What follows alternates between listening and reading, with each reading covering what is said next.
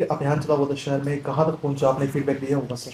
बिल्कुल। वो 900 कुछ जो स्ट्रे कैटल हैं वो अब तक गौशालाओं के अंदर जो भेज दिया गया है। आज सुबह भी मैं रोज़ इस पे अपडेट जो है वो लगातार ले रहा हूँ।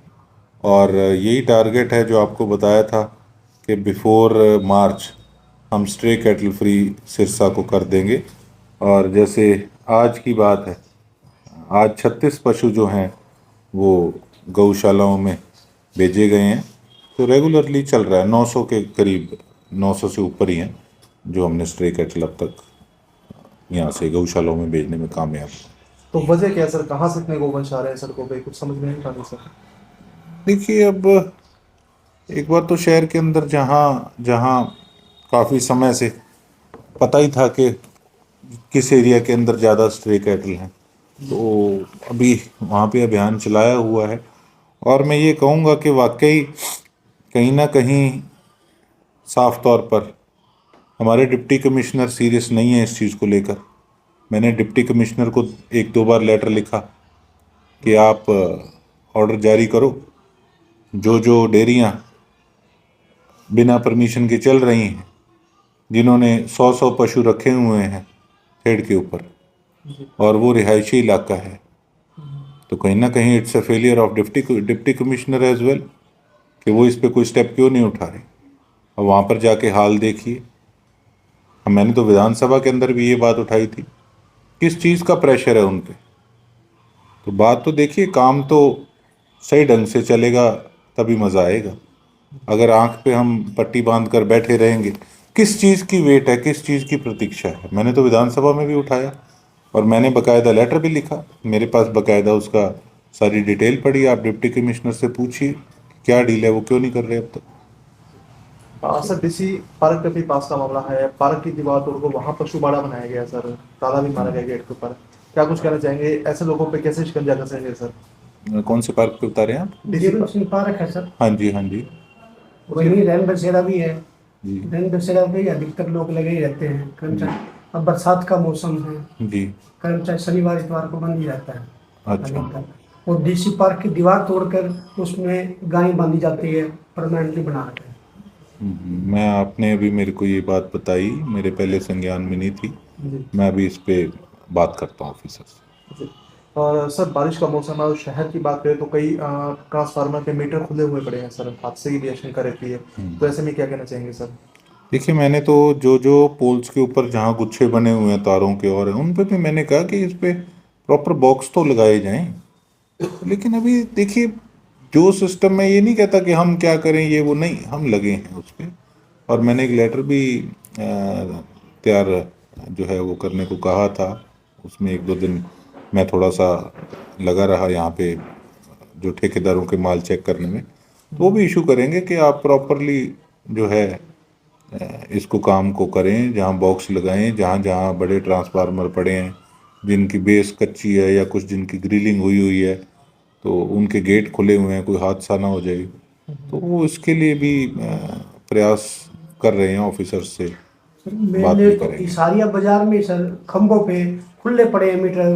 ओपन बारिश हो रही है, नंगे तार हैं, कभी कोई जानवर भी हो सकता है। ऐसे पहले भी हादसे हुए हैं, बरसात में करंट आ जाता है, खुले तार होने की वजह से करंट आ जाता है, पशु मरते हैं। जी। वो भी मैंने होता है। ये वही आपको बताया, ये मेरे ऑलरेडी मेरी नॉलेज में ये चीज़ है। और इस पे हमने एक आधे दिन में लेटर भी भेजना है इनको कि आप इसका ठेका करके इसकी आप बॉक्सिंग वगैरह जो है, ये सारिया बाजार अकेला नहीं, सारे बाजार ही हैं। सभी बाजारों में सर है। उस पे नेट की तारें भी लगी हुई हैं, जबकि बिजली तारों पे, जिससे अगर संकलोने में भी पहले हादसा हुआ, मीटर जल गया, नुकसान, बड़ा नुकसान हो सकता है सर। अब बरसात में चिंगारी उठकर आपके कार्यालय के आगे भी है जो खंभा लगा हुआ है, उस पे कम से कम 15 मीटर लगे हुए, इतना गुच्छा लगा हुआ है, कभी भी हादसा हो सकता है। उसका है कौन जिम्मेवार होगा सर दिक्कतें अगर? हैं, जिम्मेवार तो वही बात है जी, डिपार्टमेंट तो है ही है जिम्मेवार। अब हमसे तो जो हो रहा है हम लगे हुए हैं, कर रहे हैं। और मैं तो दिन प्रतिदिन यहीं रहता हूँ, आपके सामने अभी आप आए हैं, लोगों की सुनवाई भी कर रहे हैं, काम भी कर रहे हैं। अब वही बात है ना, काम है बहुत ज़्यादा। मेरे लिए भी एक बहुत बड़ा चैलेंज है कि किस प्रकार से किन किन चीज़ों को हमने ठीक करना है। मैंने कल ही सोशल मीडिया पे वो डाला था कि तकरीबन 80-90 कंप्लेंट्स जो थी पब्लिक हेल्थ की वो हमने ठीक कराई हैं, और 80-90 के करीब अभी भी रह गई हैं, उस पर भी लगे हुए हैं। और आपके सामने डेली किस प्रकार की ठेकेदारों का काम रहा नगर परिषद के अंदर, उसको भी किस प्रकार से चेकिंग करना है, किस प्रकार से पकड़ना है। पीडब्ल्यूडी वालों का हाल आपको दिखाया, जो बाईपास के ऊपर माल गिरा हुआ था। तो रेगुलरली काम इन्हीं चीज़ों पे चल रहा है। हाँ, बात रहेगी बिजली विभाग की, आपने जो मेरे से सवाल पूछा, इसमें भी अभी काफ़ी कमियां हैं। देखिए, डिपार्टमेंट बहुत हैं, और हर डिपार्टमेंट तक पहुंचने में, उसका संज्ञान लेने में, उसमें काम कराने में समय लग रहा है। और आप ये देखिए कि एक जो सड़क, आपने मुझे कहा कि मेरे कार्यालय के आगे खंबा लगा, ये मेरा बाज़ार है, सारा बाज़ार मेरा है। आप ये देखिए कि मेरा भी यहीं ऑफिस है, हमारे एक्सएमएलए साहब का भी यहीं ऑफिस है। तो आप देख सकते हैं कि दिक्कत परेशानियां ऑलरेडी शुरू से ही थी। लेकिन मैं ये समझता हूं कि हम एक भी दिन व्यर्थ नहीं कर रहे प्रोग्रेस के लिए, कि कोई भी उसमें रुकावट आए, हम लगे हुए हैं। लंबे समय से सर ये परेशानियां हो रही है, ठीक है, कई बार संज्ञान में लाया गया है, एससी साहब से विभाग के संज्ञान में भी आया है, बिजली खंभा जलने के काम लाया गया उनके संज्ञान में, फिर भी जू तक नहीं रही है। नहीं, मैं तो ऐसे आपको कहूँ, देखिए, मैं तो जो जब से 2-2.5 महीने से जो लोगों ने मुझे एमएलए-शिप यहाँ पे आशीर्वाद दिया है, जो काम कह रहे हैं ऐसी बिजली बोर्ड वाले कर रहे हैं, ऐसी बात नहीं है। लेकिन हाँ, दिक्कत परेशानियाँ जो हैं वो बड़ी पुरानी हैं, और अभी तारें वगैरह भी चेंज हो रही हैं सारे शहर के अंदर। और ये जो बॉक्स वाली बात है, इसको करवाऊंगा मैं जल्दी, मेरे ये ऑलरेडी नॉलेज में है। जैसे सर विभाग ने, मौसम विभाग कह रहा है 3-4 दिन से लगातार बारिश का मौसम है, सभी मीटर खुले पड़े हैं, ओपन में है सर, खंभों पे ओपन लगे हैं। खंबे पूरे शहर में आपके सामने कितने ज़्यादा, मतलब वो हैं, और उनको सबको बॉक्सिंग करने में और करने में समय लगेगा। और मैं इस पे अपनी तरफ से पूरा बढ़िया तरीके से एक्शन भी लूँगा। हाँ सर, ऑटो मार्केट का मामला आपने उठाया था, सड़क में भ्रष्टाचार था, कहाँ तक पहुंचा सर मामला, क्या इंक्वायरीज रही उसकी? जी, वो बात हुई मेरी, आज भी जेई का भी मैसेज आया और भी आए। वो कहते जी, ठेकेदार जब कमेटी आते हैं, कई ठेकेदार ऐसे हैं जिनके पास कई प्रकार के टेंडर हैं, कहते जी इसको पता लग गया था कि ये माइनस में है, तो वो 2 फुट की मिट्टी डलनी थी, तो उसने, उसकी लेबर दूसरे ठेके से फ्री बैठी थी, उसने ऑलरेडी वहाँ लगा के वो मलबा खींच दिया। तो मैंने उनको कहा, मैं कहा आपका फ़र्ज़ नहीं बनता था आप वहाँ जाकर उसको चेक करने का काम करें? वो कहते जी मेरे को था कि माइनस में हो गया, जब सारे वर्क ऑर्डर वगैरह होगा उसके बाद मैं चक्कर लगाऊंगा। तो कुल मिला के इस तरीके का मामला सामने आया। कहता जी मिट्टी तो ऊपर 2 फुट डलनी थी। तो मैंने कहा लेकिन जो साइड वाली ईंटें थी वो किस प्रकार से लग रही थी वहाँ पर? जी। मतलब ठेकेदार ने तो यही सोच लिया ना कि मैं अफसरों की आंख में धूल झोंक के और इस मामले को मैं तैयार भी कर दूंगा और नीचे का माल भी चेक नहीं होगा। तो मैंने यही उनको कहा है कि इसको आप आगे से इस प्रकार की अगर कोई शिकायत आएगी तो फिर वो कोई ऑफिसर उसमें बख्शा नहीं जाएगा, और अपना सिस्टम ये लोग अपना सुधार लें। ऐसे ठेकेदारों को क्या चेतावनी देना चाहेंगे जो इस तरह का घटिया सामग्री लगा के सड़क बनाने का काम करते थे? भाई साहब, हर चीज़ में ये समझता हूँ कि चेतावनी से नहीं होगा। जी। और फिर आप पत्रकार साथी भी लिख देते हो, आज उसने गोकुल सेतिया ने धमकाया, आज ये करा वो करा। तो देखो, बात धमकाने की नहीं होती। मेरे को दुख होता है, मुझे दर्द होता है कि जब लोगों का पैसा इस प्रकार से खराब होता है।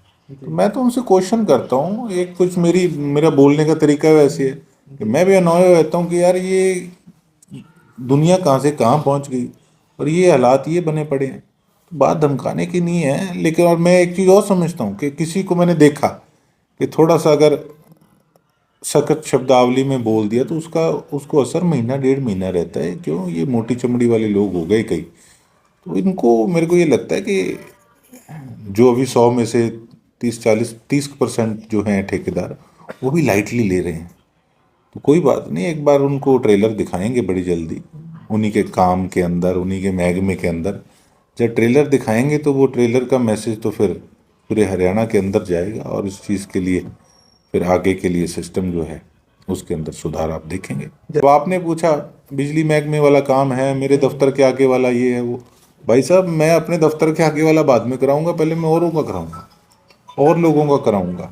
अब हालांकि आपने देखा कि वो रानिया रोड जो उखड़ी पड़ी है, चलो मैंने तो गाड़ी से जाना है, मेरे को फिर भी दिक्कत कम है।